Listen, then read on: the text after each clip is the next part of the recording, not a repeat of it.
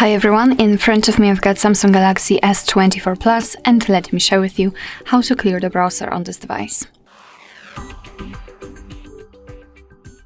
So let's start with opening your browser. In my case it will be Google Chrome, but basically no worries because this operation looks pretty similar in all other browsers which are commonly used, so I'm pretty sure that you will be able to recreate those steps and apply them to your browser.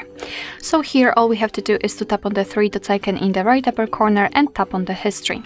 And as you can see, this is the list of all previously visited websites, and of course if you want to, you can remove them one by one manually just by tapping on this X button right next to it. But if you'd like to remove some advanced browsing data, simply tap on this option, Clear Browsing Data. And right here we've got some basic options which are here and advanced options. In basics we've got regular things like the browsing history, cookies inside data, and cached images and files. And in advanced we've got also saved passwords, auto-fill from data, and site settings.